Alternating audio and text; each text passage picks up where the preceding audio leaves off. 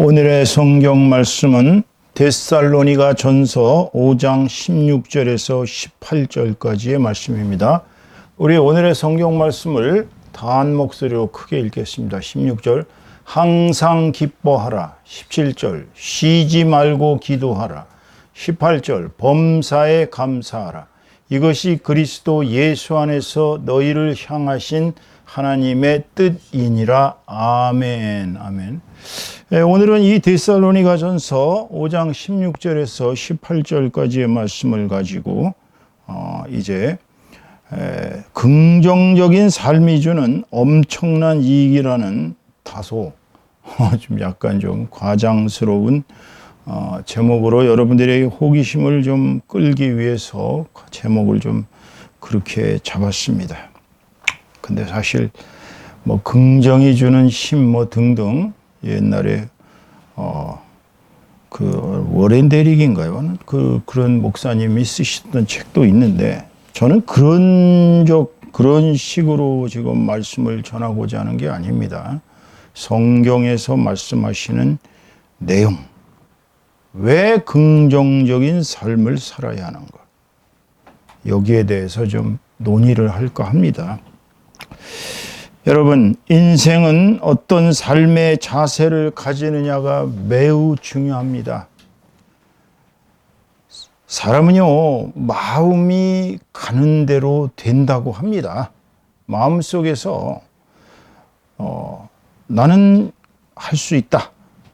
나는 훌륭한 사람이다. 나는 성공할 수 있다. 나는 하나님을 믿고 하나님의 뜻대로 살아간다. 이렇게 긍정적인 삶을 살아가면 그 긍정적인 삶의 태도대로 이루어질 수밖에 없어요. 하지만 나는 못났다. 나는 왜 태어났을까? 나는 왜 이렇게 모든 것이 부족할까? 내 인생은 왜 요 모양 요 꼴이야? 나는 왜 이런 사람을 만났나? 내 주변에 나를 도와줄 인간은 왜 하나도 없는 거예요? 이런 식으로 자신을 부정하고 인생을 부정하는 사람은 인생이 고롭습니다. 괴로워요. 사실 그렇게 우리가 부정적으로 살 만큼 인생이 길지가 않아요. 인생은 짧습니다. 사실 100세 인생이요? 금방 갑니다. 100살 많은 것 같죠? 금방 갑니다. 사실 우리는 하루하루 살아가는 존재예요. 주님이 우리에게 왜 일용할 양식을 주옵시고라고 이야기하셨는지는 제가 예전에 몇 년 전에 하루 단위의 삶을 살라라는 설교 제목에서 말씀하셨지만 우리 인생도 사실은 하루살이의 인생입니다. 왜냐하면 5분 뒤에 일이 어떻게 될지 모르는 게 인생이기 때문에. 그러니까 하루하루 살아가는 것이 너무나 귀중해서 하루를 감히 엉터리로 그냥 탱자탱자 하면서 살 수가 없는 거예요. 하루의 삶이 하나님께서 나에게 주신 오늘 하루의 이 삶이 얼마나 소중한 것인지를 깨닫는다면 감히 하루를 훼손할 수가 없는 것입니다. 제가 60세, 만 60살 되던 해에 저는 제 생일날을 맞아서 과연 나는 나머지 인생 옛날식으로 얘기하면 60살 살면 다 산 거예요. 왜냐하면 우리가 사주팔자니 무슨 뭐니 하면서 인생을 이렇게 초년 시절 또 청년 시절, 중년 시절, 노년 시절 이렇게 나눠가지고서 인생이 너는 이렇게 될 것이다. 우리 동양에서는 그런 식으로 사주팔자를 많이 봤습니다. 근데 그것도 60년의 생활을 기준으로 한 것이지 60 이후의 삶을 기준으로 한 게 아니에요. 저는 60살일 때 내가 뭘 해야 되는가 앞으로. 어떻게 보면 여분의 인생이죠. 하나님께서 여태까지 살려주신 것만 해도 감지덕지 않는데 앞으로의 삶은 주님께서 이 나라 이 민족의 복음화 통일을 위해서 나를 도구로 써주시면 그냥 민족 복음화 통일을 위해서 남을 인생을 살겠다 이렇게 소원했는데 사실 소원했어요. 그런데 벌써 10년이 손살같이 지났어요. 올해 만 70이 되다 보니까 내 살아온 10년의 세월을 이렇게 뒤돌아다 보니 참 기가 막힙니다. 주변 사람들은 하나, 둘 저 세상으로 떠나가고 있습니다. 또 주변에 암병 걸린 사람, 불치병 걸린 사람, 그들이 당하는 고통을 생각하면서 물론 그들을 위해 중보기도도 하지만 참 괴로워요.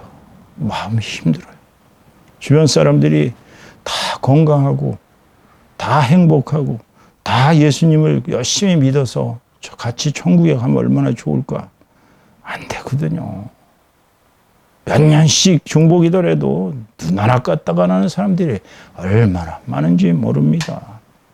그러니까 사실 이제 제가 남을 위해서 중보기도할 수 있는 시간이 얼마나 있겠어요.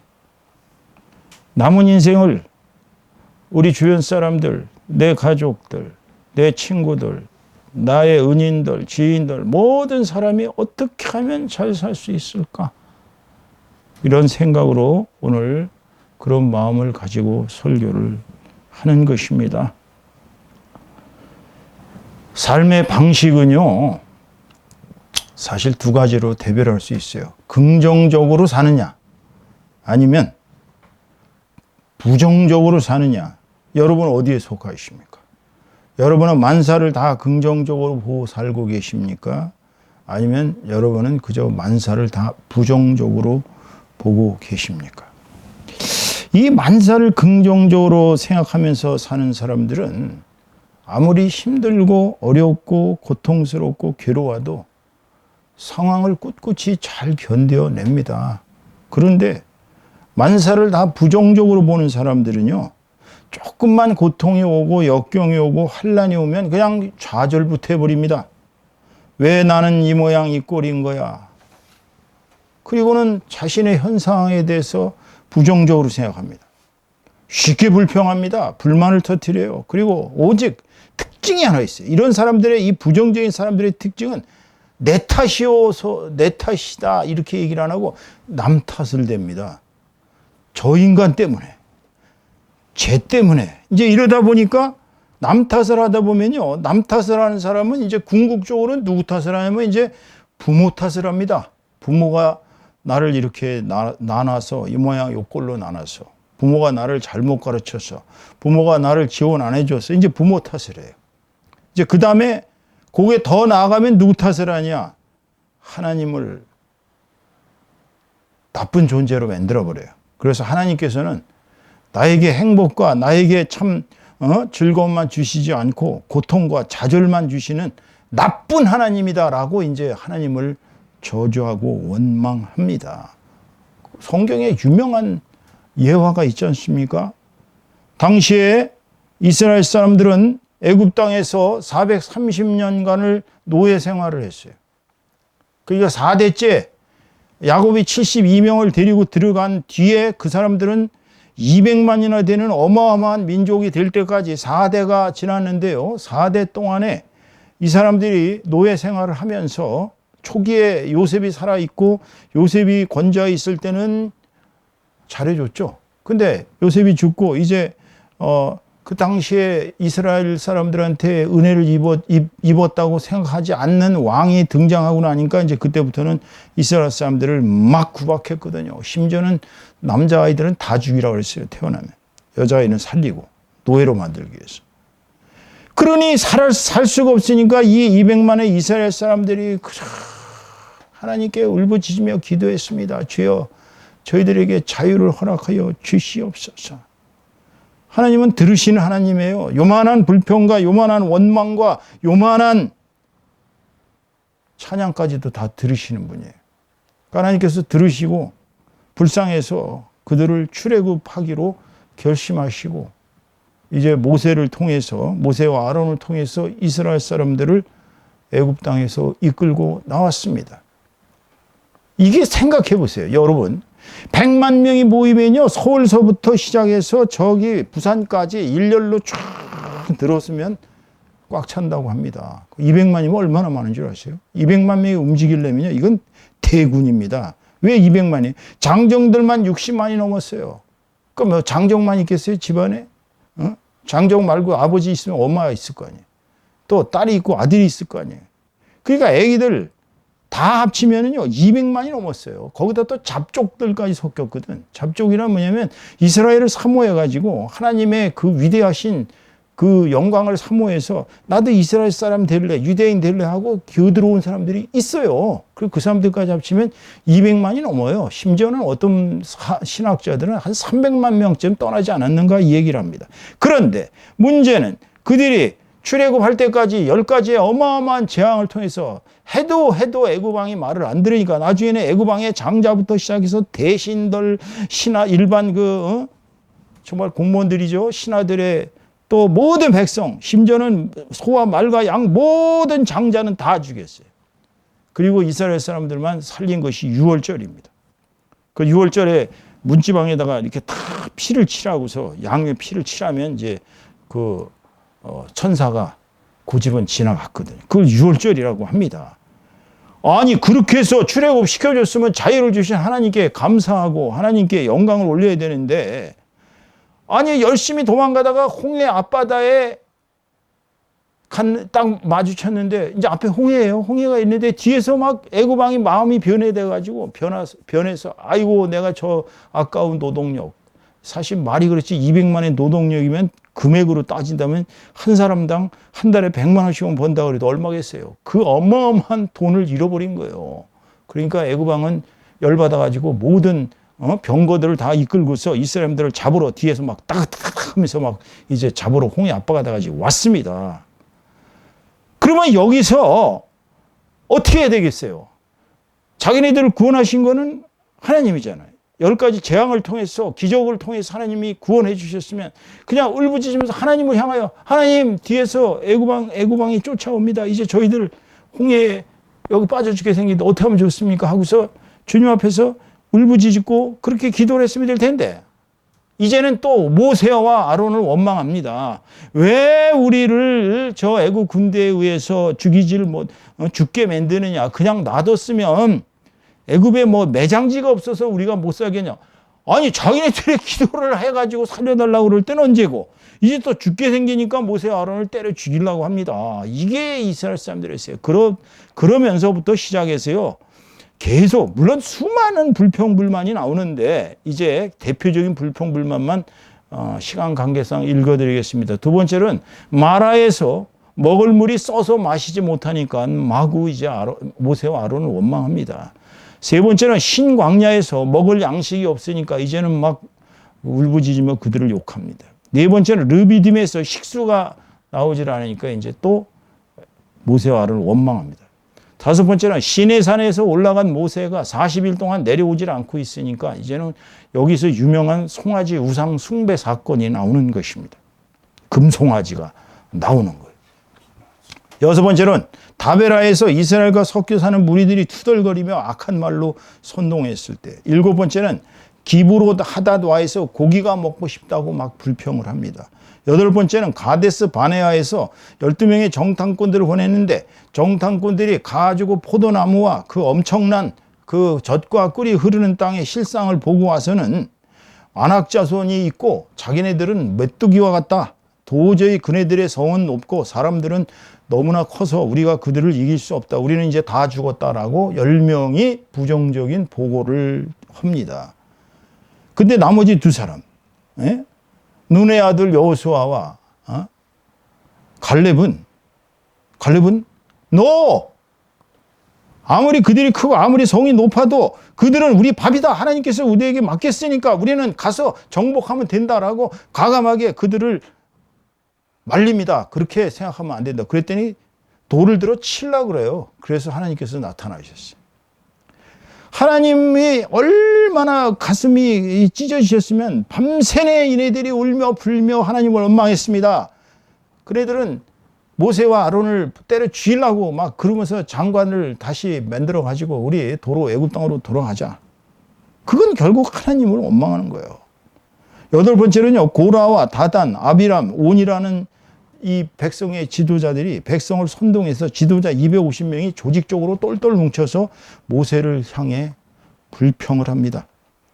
그 다음에 무리바에서 물 없다고 또 막 난리를 쳐갖고 모세와 아론이 화가 나서 모세가 그 바위를 지팡이로 쳐서 물이 솟구치는 사건이 일어납니다. 11번째로는 에돔 사람들이 길을 막는 바람에 직선으로 왕의 대로로 이렇게 고속도로로 직접 가야 되는데 가지질 못하자 가던 길을 뺑 돌아서 다시 광야길로 내려가면서 불평불만을 시작합니다. 그래서 그 유명한 불뱀 사건이 일어나고 불뱀이 수많은 사람들을 물어 죽입니다. 그리고 이제 저는 그들이 또 다시 또 모세에게 울부짖으며 사정하니까 모세가 기도를 하니까 하나님께서 놋뱀을 만들어서 쳐다보면 나을 것이다. 그래서 그 유명한 놋뱀, 장대의 놋뱀을 다룬 그러한 사건이 일어나는 것입니다. 12번째로는 시딤의 모압 여인들이 우상 숭배하는 것을 또 거기 가서 우상의 제물을 먹고 같이 음행을 하는, 그래서 연병이 일어나서 수만 명이 죽는 사건이 일어납니다. 여러분, 이 12가지는 대표적인 이스라엘 사람들의 불평, 불만이었어요. 그 결과 어떻게 됐어요? 광야에 갔던 사람들이 약 200만이라고 본다면요, 장년들, 20살이 넘어간 장년들로서는 여호수아와 갈렙 두 사람만 살아남고요, 20살 이하의 청년들만 살아남아서 무려 150만 명이 40년 동안 광야에서 뺑뺑이 생활을 통해서 다 죽습니다. 그리고 가나안 땅에 들어가는 사람은 모세도 못 들어가고 여호수아와 갈렙과 20살 이하의 청년들만 살아남아서 그들이 가나안 정복을 시작하게 되는 것입니다. 하나님께서는 불평불만하는 이스라엘 사람들을 이렇게 치셨어요. 오늘날도 똑같아요. 하나님을 믿는 사람들이 불평불만을 일삼고 있다? 그거는 하나님에 대한 저주예요. 자, 보세요. 그렇다면 이제 조금 시야를 바꿔봅시다. 그러면 긍정적으로 사는 사람들은 하나님께서 어떻게 축복하시나 보겠어요. 자, 만사를 긍정적으로 생각하고 사는 사람들은 우선 과학적인 얘기예요. 이거는 사람들이 또 너무 성경적인 얘기만 하면 그건 성경적인 얘기 아니냐 이렇게 생각할까 봐 과학적인 얘기를 해드립니다. 이렇게 만사를 긍정적으로 생각하면요, 신체의 면역력이 강화된다고 합니다. 면역력이 강화되니까 강한 회복력이 나타납니다. 이것이 하나님께서 우리에게 주시는 축복이에요. 왜? 만사를 긍정적으로 생각하면, 또 긍정적으로 생각하는 사람들은 하나님께 기도를 일상화하거든요. 그럼 기도를 하면요, 사람의 몸에서 알파파가 나옵니다. 그래서 전신의 면역력이 강화됩니다. 그리고 몸이 급속하게 회복돼요. 물론 목회자들이나 또는 아주 혹시나 성도들이 암에서 치유됐다, 불치병이 치유됐다, 수많은 예화가 있습니다. 그러나 너무 많기 때문에 여기서는 한 가지 예만 들어드리겠습니다. 박철현 선교사라는 분은 말기암으로 장이 막혔어요. 그리고 의사들이 생존 확률이 5%도 안 되니까 그냥 포기하라는 얘기까지 나왔습니다. 그러나 그는 눈물의 새벽 기도를 통해서 매일 눈물로 기도하면서 결국은 그 암을 신유를 받았습니다. 극복했어요. 이 수많은 경우가 있어요. 여러분, 만사를 긍정적으로 생각하세요. 병을 주신 것은 병을 치유하라고 주신 것입니다. 왜냐하면 병이라는 것은 더 이상 나가면 네가 죽는다라는 징조거든요. 그게. 그러니까 병이 들었다? 그러면 쉬어야 돼요. 병이 들었다? 회복해야 돼요. 그것도 축복이에요. 암이 들었다라는 것은 내가 사는 방식이나 생각하는 방식이나 뭔가가 심각한 문제가 있었던 것입니다. 그렇기 때문에 암은 누구에게나 올 수 있어요. 하지만 암이 걸렸다고 그래가지고 아이고 이제는 죽었다라고 생각하고 매일 죽음의 길로 간다면 그냥 죽는 거예요. 그러나 긍정적으로 생각하고 기도하면 하나님께서 치유의 힘을 주시는 것입니다. 두 번째로, 긍정적으로 사는 사람들에게는 어떤 축복이 오겠습니까? 뛰어난 사고력과 예지력을 주셔요. 문제 해결 능력을 주십니다. 여러분요, 이게 긍정적으로 생각하고 만사를 할 수 있다라는 생각으로 임하는 사람이 문제를 해결하는 것이지, 만사를 안 된다고 생각하는 사람들은 아무것도 할 수가 없어요. 만사를 긍정적으로 생각해 보세요. 그러면 사고력이 이렇게 확장됩니다. 그 문제 해결의 실마리가 벌려요. 고 정주행 회장 아시죠? 정주행 회장이 남긴 유명한 말 중에 하나는 뭐냐면, 이봐, 해봤어? 이게 아주 유명한 말입니다. 이게 왜 나왔는 줄 아세요? 정주영 회장이 새로운 프로젝트를 기획하라고 부하들한테 이렇게 임직원들한테 내려보는 대부분의 임직원들은 결론은 불가능합니다. 이거는 하면 백발백중 실패합니다. 그러면 정주영 회장이 그들에게 얘기합니다. 이봐, 해봤어? 불가능하다고 보고할 때마다 그는 꾸짖었어요. 남들이 불가능하다고 생각하는 것을 정 회장은 이렇게 남들이 불가능하니 안 할 거 아니에요. 그러면 자기가 그걸 하면은 이기는 거 아니에요. 1970년대 초에 사실 우리나라 조선 사업이 없었어요. 배를 짓는다는 것은 어마어마한 기술이 필요합니다. 울산 미포만에 백사장 사진 한 장과 유조선 설계 도면만 달랑 들고 영국으로 갔습니다. 가가지고 차관을 협상을 하는데 그 영국에서 담당자들이 비웃었죠. 아니, 한국은 조선의 역사가 없는 나라가 무슨 배를 짓는다고 차관을 얻으러 왔냐 그랬더니 정주영 회장이 뭐 어떻게 된 줄 아세요? 주머니에서 500원짜리 동전을 딱 꺼냈습니다. 이게 뭐요? 보세요. 그게 뭔지 아세요? 철갑선이에요. 우리나라가 1592년에 이미 임진왜란 때 철갑선을 만드는 민족이요. 우리가 왜 배를 못 만듭니까? 그러니까 영국에서 충격을 받은 거예요. 그 결국은 정 회장의 설득에 넘어가서 한 푼도 없는 그 현대 조선소라는 것을 자금을 대줘가지고 오늘날의 현대 조선이 생긴 것입니다. 남들 같으면 꿈도 못 꿀 얘기죠. 이와 두 번째를 들어드리겠습니다. 여러분, 지금 백열등의 필라멘트 우리가 정말 유익하게 쓰고 있습니다. 인류가 전기를 발명한 뒤에 이 전등이 생기지 않았다면 지금도 어두운 밤 속에 있겠죠. 물론 필라멘트는 처음으로 개발한 것은 에디슨이 아닙니다. 그러나 처음 개발한 사람은 그냥 얼마 지나지 않아서 30분, 1시간만 지나면 다 없어지기 때문에 그건 도저히 쓸 수가 없었어요. 비싸고. 그래서 에디슨은 무려 7,000번의 실험을 해서 이 백열등의 필라멘트가 계속 탈 수 있는, 적어도 몇십 시간 탈 수 있는 게 뭐가 있나 해서 7,000개를 실험했습니다. 사실 우리는 보통 한 두세 가지 하다 보면 지쳐서 안 합니다. 10가지, 20가지 넘어가면 100가지 넘어가면 안 해요. 그냥 포기합니다. 누가 그걸 하겠어요. 그런데 그는 정말 카보나이즈드 텅스텐이라고 그러죠. 탄화된 텅스텐을 필라멘트로 쓸 때까지 7,000번의 실험을 거쳐서 결국에는 이뤄내고 말았습니다. 그래서 인류에게 엄청난 이익을 갖다 준 거예요. 긍정적인 사고는 7,000번 실패했다? 7,001번째 성공할 수 있다 이거예요. 실패를 두려워하지 않은 것입니다. 보통 사람들은 실패를 두려워해서 아무것도 못합니다. 실패하지 않은 사람이 사업에 성공한 사람이 어디 있겠어요? 예? 다 이 세상은 실패를 거듭해서 성공을 하는 것입니다. 예와 세 번째를 들어드리겠습니다. 해리포터 시리즈의 작가인 J.K. 롤링, 이 여류 작가께서는 사실 포르투갈에서 남편하고 이혼하고 영국으로 돌아왔는데요. 돌아와서 정부 보조금으로 살아가다 보니까 아이 우유도 사줄 수가 없을 만큼 비난했습니다. 그는 취직을 해보려고 해도 취직도 되지도 않고 방법이 없었어요. 그래서 머릿속에서 평상시에 생각하던 어린 마법사의 얘기를 한번 써보자. 그래가지고 해리포터 1권을 썼습니다. 출판사에 보내는데 어느 출판사도 받아들이질 않았어요.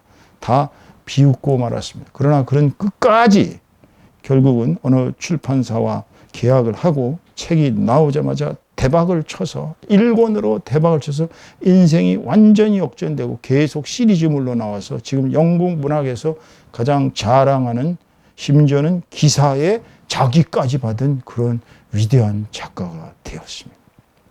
여러분, 이 세상에 성공한 사람들은 100% 만사를 다 긍정적으로 산 사람들입니다. 자신의 존재를 부정적으로 여기는 사람은 하나님을 저주합니다. 부모를 저주합니다. 가족들을 저주합니다. 주변인들을 저주합니다. 결국은 자신도 저주받고 인생을 마감하는 것입니다.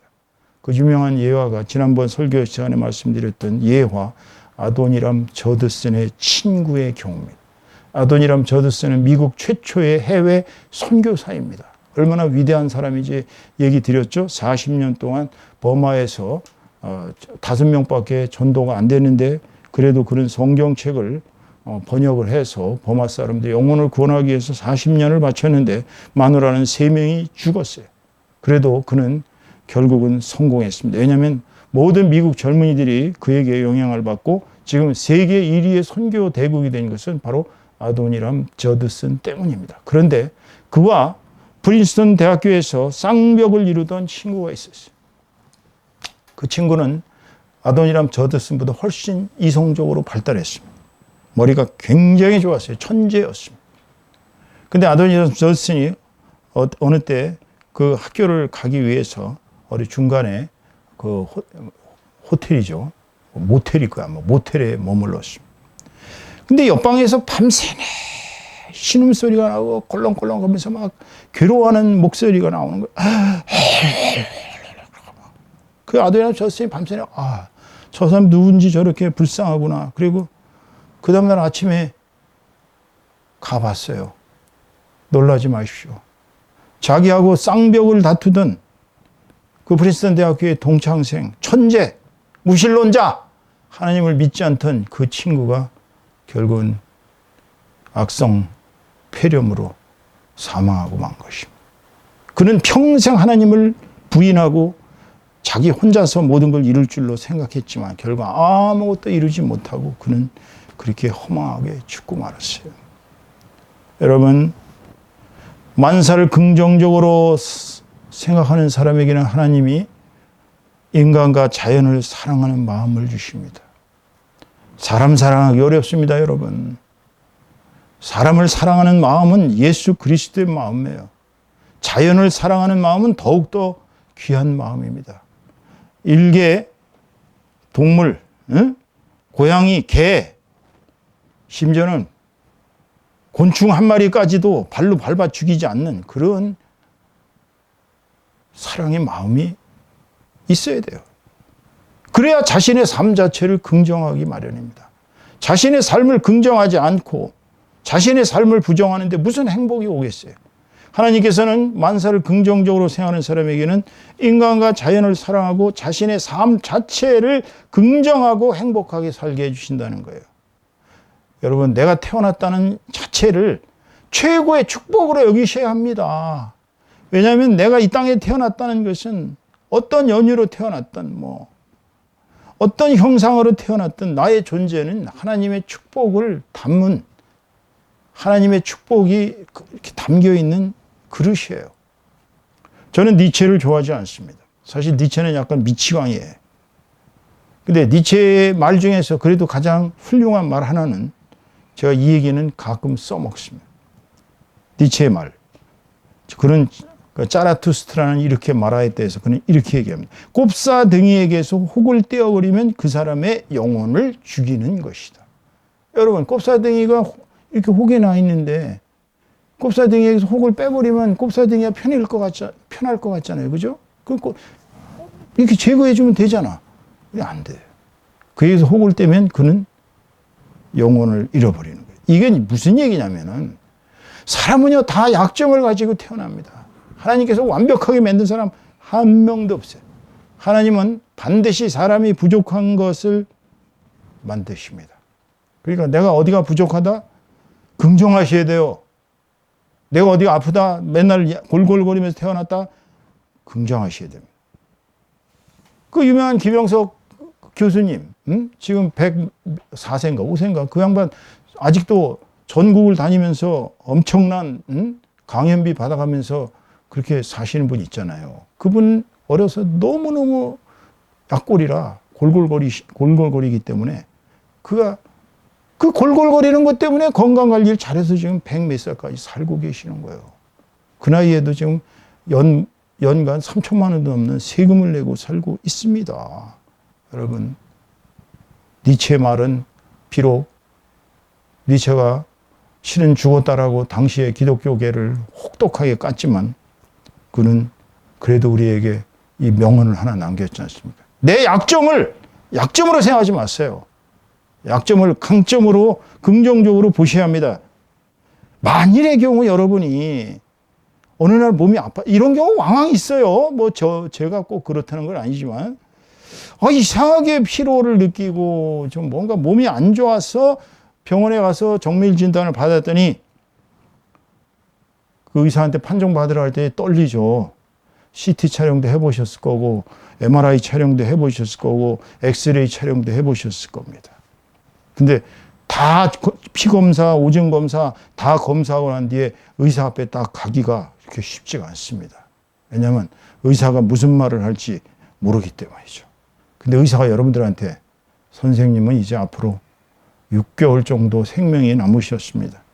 지금 XX암 4기 말입니다. 더 이상 사실 기회는 없습니다. 이렇게 한다고 한번 가정을 해보세요. 아마 충격받아갖고 뒤로 넘어지는 사람들도 많겠죠. 이런 경우를 한번 가상을 해보세요. 내 인생이 딱 6개월 남았다. 6개월이면 6 곱하기 30이라면 180일, 31일 날도 있으니까 좀 더 보태면 180 며칠 남았어요. 그럼 이제 거기다가 죽을 날을 이렇게 해놓고 동그라미 쳐놓고서 이제 하루하루를 산다고 보십시오. 여러분, 하루의 삶이 얼마나 아름답고 하루의 삶이 얼마나 행복한 것인지 그때는 이제 하루하루가 헛되이 살 수가 없는 거예요. 근데 언제 불평을 할 시간이 있어요? 언제 내 인생이 이 사람 지금 이 암 판정받은 6개월 남은 사람의 삶일지 아니면 5년을 살다 죽을지 10년을 살다 죽을지 알 수 없습니다. 우리 인생은. 그렇지만 언제 불평하고 언제 원망하고 언제 남을 욕하고 살겠어요. 차라리 하루하루를 남을 위해서 정말로 그렇게 착하게 살다가 그렇게 가도 부족한데 언제 남을 원망하고 불평하고 그렇게 저주하면서 살겠어요. 만사를 긍정적으로 사는 사람은 자신을 낳아주신 우선 하나님을 긍정합니다. 하나님이 존재하신다는 걸 믿습니다. 두 번째로는 자기를 낳아주신 부모님께 늘 감사합니다. 부모님이 없더라면 내가 이 세상에 오지 않았다. 이렇게 생각을 합니다. 형제 자매들, 나에게 너무 소중한 가족들입니다. 나의 스승들, 나의 친구들, 이 모든 자기 주변에 있는 사람들을 사랑하지 않을 수가 없어요. 그래서 진정한 사랑과 이해의 관계를 형성하는 것이. 여러분, 행복은 인생에서 더 어마어마하고 위대한 데 있는 게 아닙니다. 행복은 사소한 것을 사랑하는 데부터 시작됩니다. 재벌, 권력자, 유명한 연예인, 대과학자, 대철학자, 대예술가, 소위 대자 붙은 사람들만 살 행복이 있습니까? 아니에요. 여러분, 견유파 철학자인 디오게네스라는 사람의 일화를 알죠? 그는 이렇게 통해서 살았습니다. 거지같이 살았어요. 견유 철학자라는 것은 한마디로 개같이 사는 그런 선비라는 뜻이에요. 알렉산더 대왕이 정복을 하고 그 유명한 디오게네스를 만나기 위해서 갔습니다. 가서 알렉산더 대왕은 꼬셨어요. 당신이 원하는 것이라면 내가 정복한 땅에 반이라도 주겠다고. 그랬더니 디오게네스가 뭐라는 줄 아세요? 비켜주세요. 저는 그냥 따스한 햇빛이 필요합니다. 이렇게 얘기한 사람. 그는 진정한 행복이란 자연에 일치하는 삶이라는 것. 자연과 더불어 살고 그냥 완벽한 자족의 삶. 많이 원하는 것이 아니라 자족하면서 사는 삶이 가장 행복하다는 것을 그는 깨달은 사람. 견유파 철학자들이 그렇게 험불하게 비천하게 다 살았습니다. 그래서 오죽이나 했으면 견유라고 그랬어요. 개견자에다가 유교할 때 유자. 본 목사의 인생에서 가장 큰 행복은 저는 하나님을 찬양하고 기도하고 말씀을 읽는 게 최고의 행복이라는 것을 저는 이미 예수 믿으면서부터 인생에서 제일 잘한 것도 예수 믿은 것이고 제일 행복한 것도 주님을 찬양하고 기도하고 말씀 읽을 때입니다. 근데 내 일상에서 뭐가 가장 행복한 걸 깨달았냐면, 물론 얼마 안 된 얘기예요. 이거는 일상에서 최고의 행복은 사랑하는 아내와 아침에 조촐하게 조반을 먹으면서 그 한 잔의 커피, 뭐 비싼 커피도 아니에요. 그냥 알커피라 그러나 뭐라 그러나 그 봉지에 든 커피 반씩 나눠서 이렇게 커피 한 잔 마실 때 저는 그게 인생에서 그렇게 행복할 수 없어요. 밖에 나가서 아무리 잘 얻어먹고 호텔에 가서 뷔페 가서 몇십만 원짜리 먹어봤자 아침에 초촐하게 아내와 함께 커피 마시는 것만 행복하지가 않아요. 그러니까 행복은 바로 일상적인 소소한 것을 제대로 음미하고 즐기는 데 있다는 것입니다. 오늘 설교의 결론을 맺습니다. 우리는 하나님에 의해서 부모님의 몸을 빌어 그때 그 장소에서 하나님의 자녀로 이 땅에 축복받은 존재로 태어났어요.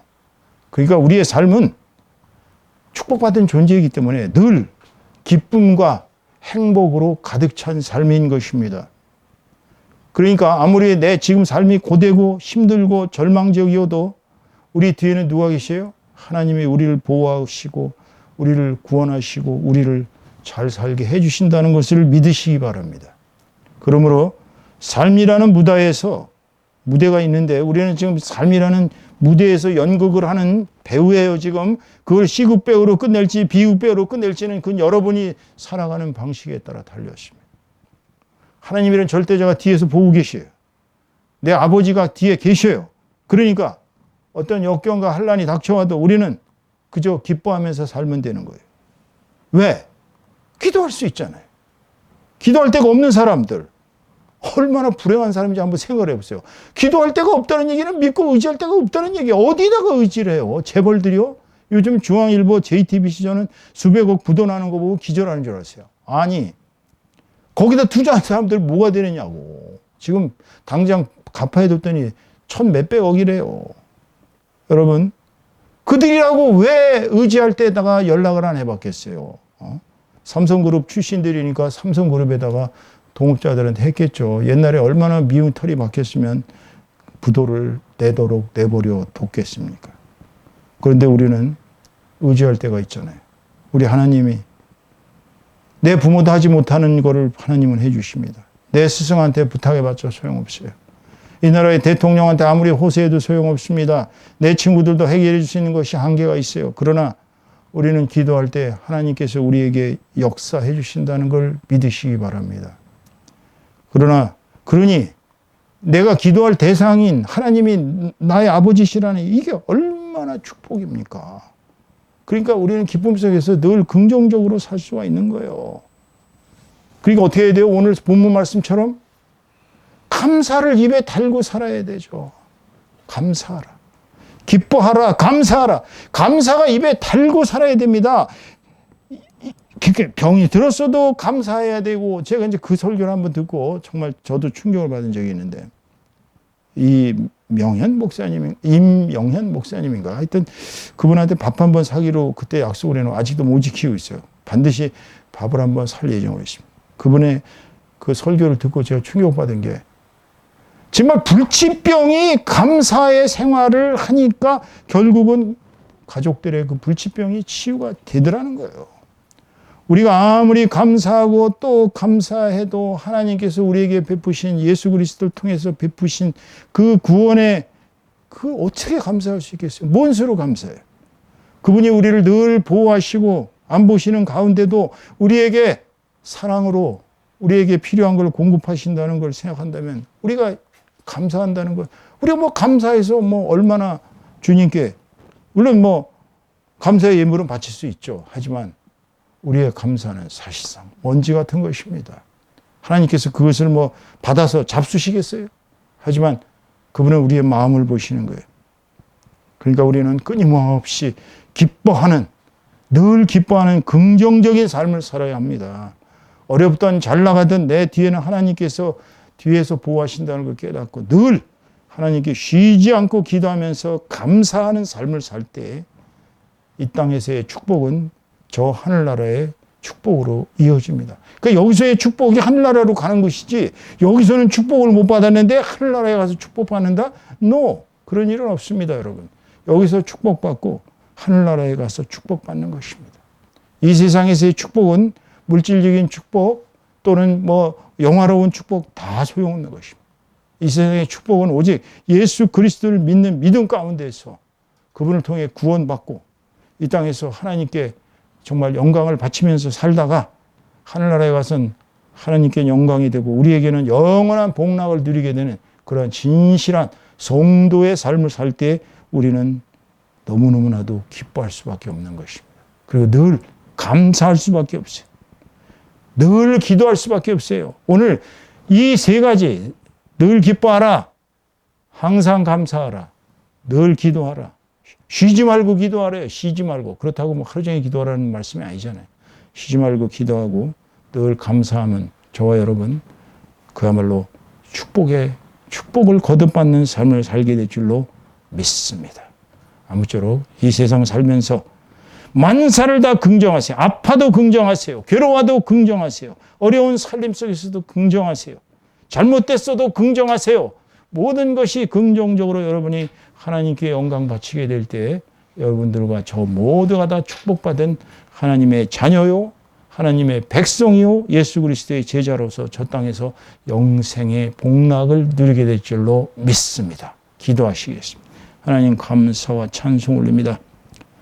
저희들 부족해서 세상을 긍정적으로 살지 못하고 때로는 부정적으로 살고 어려움에 부딪힐 때마다 저 이스라엘 민족처럼 주님을 부정할 때가 많았습니다. 그러나 주님, 오늘 설교 말씀을 통해서 우리가 얼마나 이 세상을 긍정하며 살면서 하나님께서 우리를 사랑하시고 보호하시고 지켜주시는지를 깨달았습니다. 주여, 저희들의 삶이 늘 기뻐하는 삶이 되게 하소서. 늘 기도하는 삶이 되게 하소서. 늘 감사하면서 하나님께 모든 영광을 바치는 저희들 될 수 있도록 축복하여 주시옵소서. 모든 것을 주께 감사드리오며 주 예수 그리스도의 이름으로 감사하고 축복하며 기도 올려드리옵나이다. 아멘, 아멘, 아멘.